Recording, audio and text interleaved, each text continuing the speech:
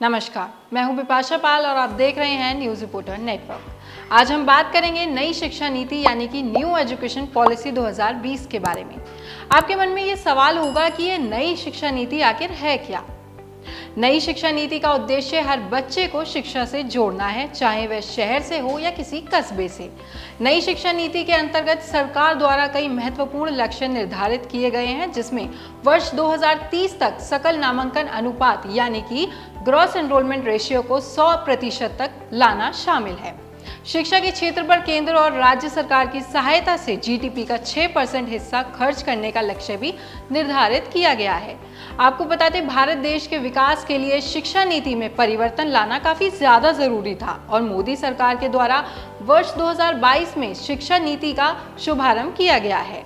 आखिर नई शिक्षा नीति में 5-3-3-4 क्या है, आइए जानते हैं।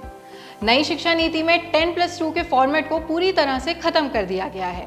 अब इसे 10+2 से बांटकर 5+3+3+4 फॉर्मेट में डाला गया है। इसका मतलब है कि अब स्कूल के पहले 5 साल में प्री प्राइमरी स्कूल के 3 साल और कक्षा 1 और कक्षा 2 सहित फाउंडेशन स्टेज शामिल होंगे। इस साल नरेंद्र मोदी सरकार द्वारा लागू हुई नई शिक्षा नीति 5+3+4 है। इसमें 5 का अर्थ है 3 साल तक प्राइमरी स्कूल और उसके बाद 2 साल कक्षा 1 और कक्षा 2। इसके बाद 3 का अर्थ है कक्षा 3, 4 और 5। फिर अगले 3 का अर्थ है कक्षा 6, 7 और 8 और अंत में 4 का मतलब है 9, 10, 11 और 12। कोविड के बीच नई शिक्षा नीति के तहत पाठ्यक्रम में बदलाव करने का मुख्य उद्देश्य विद्यार्थियों की रट्टा शिक्षा खत्म करना है। पाठ्य पुस्तकों में बदलाव करते हुए ध्यान रखा जा रहा है कि पुस्तकों में किताबी ज्ञान के साथ रचनात्मक सोच, जीवन से जुड़े कौशल, प्रदेश संस्कृति, कला सहित अन्य तकनीकी शिक्षा शामिल की जा रही है।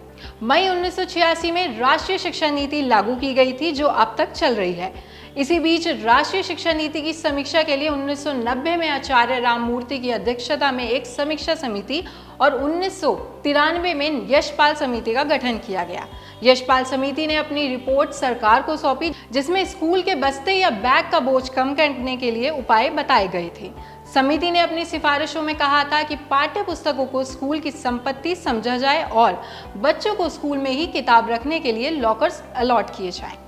आपको बता दें, उत्तराखंड नई शिक्षा नीति लागू करने वाला पहला राज्य है। आज से उत्तराखंड में नई शिक्षा नीति लागू हो गई है। इसके तहत कक्षाएं प्री प्राइमरी से ही शुरू होंगी। SCERT ने इसका पाठ्यक्रम तैयार किया है। प्री प्राइमरी कक्षाओं को विभाग ने बाल वाटिका नाम दिया है। साथ ही उत्तराखंड NEP यानी कि न्यू एजुकेशन पॉलिसी 2020 लागू करने वाला देश का पहला राज्य बन गया है। आज के लिए बस इतना ही। उम्मीद है आपको हमारी ये रिपोर्ट पसंद आई होगी।